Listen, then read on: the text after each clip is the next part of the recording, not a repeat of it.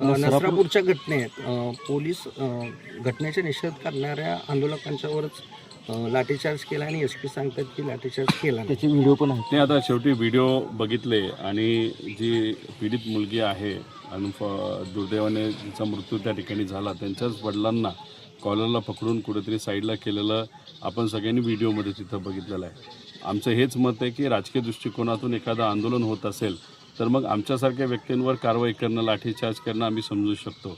पण अराजकीय पद्धतीने मुलीला न्याय मिळावा यासाठी जर काही पालक आणि त्याच्याचबरोबर तिथे असणारे सामान्य नागरिक त्यांचं राजकारणाशी काही घेणं देणं नाही, हे जर तिथे येऊन आंदोलन करत असतील तर मग लाठीचार्ज करणं हे योग्य नाही. चूकच सरकारकडनं त्या ठिकाणी झाले, कुठंतरी संवाद कमी पडला.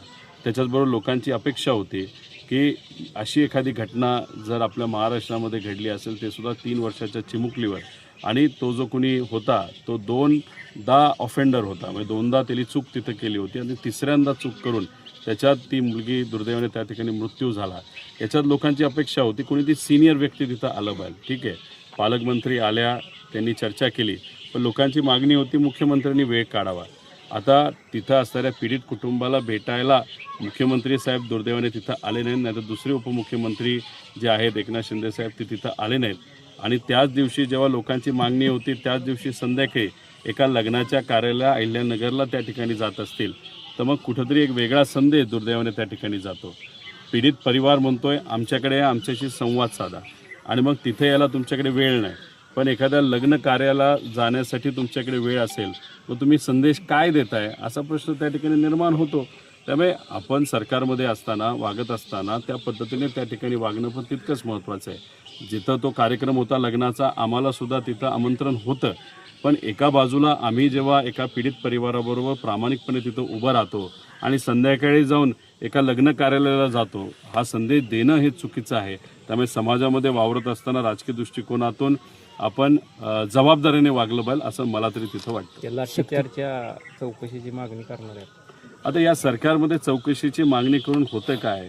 अजितदादांचा जो मृत्यू झाला, जो ॲक्सिडेंट झाला, त्याच्याबद्दल अनेक लोकांच्या मनामध्ये शंका आहे, आणि अजितदादांच्या बाबतीतच FIR होत नसेल तर मग सामान्य लोकांनी काय अपेक्षा धरावी?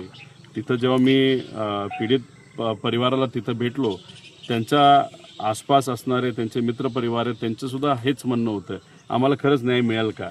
म्हणजे जेव्हा सामान्य परिवारातली लोक प्रश्न करायला लागतात की खरंच आम्हाला न्याय मिळणार आहे का, तेव्हाच कुठेतरी समजून घ्यायचं असतं महाराष्ट्राची कायदा व सुव्यवस्थेची जी परिस्थिती आहे, नाही तर जे सरकार आहे ते सरकार कुठं ना कुठंतरी फक्त ताकदवान व्यक्तीच्या पाठीमागे, राजकीय भूमिका घेण्याच्या पाठीमागे हे व्यस्त आहे. सामान्य लोकांना न्याय देण्यामध्ये हे सरकार कमी पडतं, हे कुठेतरी सिद्ध होतं. बच्चू कडू ही प्रहार जनशक्ती शिवसेनेत विलीन केली, त्या संदर्भात काय? त्यांना आमदारकी पाहिजे होती, त्यांना सत्ता पाहिजे होती, त्यांना मंत्रिपद पाहिजे होतं, म्हणून कदाचित ते शिवसेना शिंदे गटाकडे गेले असावेत असं आपल्याला म्हणावं लागेल. आम्ही ते वेगळ्या पक्षातलं असल्यामुळे आम्ही इथं भूमिका आता घेत नाही, पण त्यांचेच कार्यकर्ते भूमिका त्यांच्याबद्दल काय घ्यायला लागले हे कुठंतरी आपण बघितलं पाहिजे आणि ते आपल्याला बघायला मिळेलच.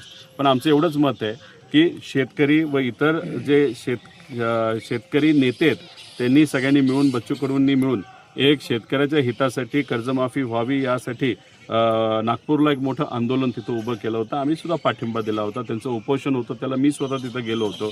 त्यामुळे त्या प्रेशरला नमून सरकारने कुठंतरी एक मागणी मान्य केली होती, जून महिन्यामध्ये आम्ही कर्जमाफी करतो. आता जून महिना येतोय, पुढच्या महिन्यातच जून महिना असणार आहे. त्यामुळे सरकार काय पद्धतीने वागतंय हे बघावं, पण जसं सरकार वागतंय त्यात भूमिका बच्चू कडूंची पण काय आहे हे सुद्धा येत्या काळामध्ये आपल्याला बघायला मिळेल, नाहीतर आपण सर्वजण बघू शकू. त्यांनी प्रवेश केला की लगेच एकनाथ शिंदेना मुख्यमंत्री केल्याशिवाय स्वस्थ बसणार नाही अशी प्रतिज्ञाच केली. आता त्यांनी तशी प्रतिज्ञा केली असेल तर त्यांचा पत्ता भाजपच कापेल असं मला वाटतंय. आणि शेवटी आत काय चाललंय, एकनाथ शिंदे साहेबांना कोण खाली खेचतंय, कशा पद्धतीचं आतलं राजकारण आहे.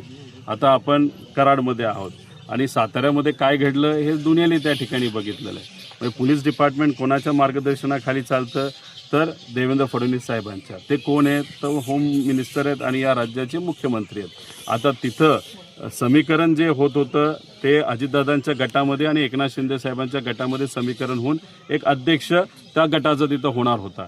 आता तिथं मारामारी कुणी केली? पोलिसांनी केली. कोणाला मारलं? नेत्यांनाच मारलं, मंत्र्यांनाच मारलं.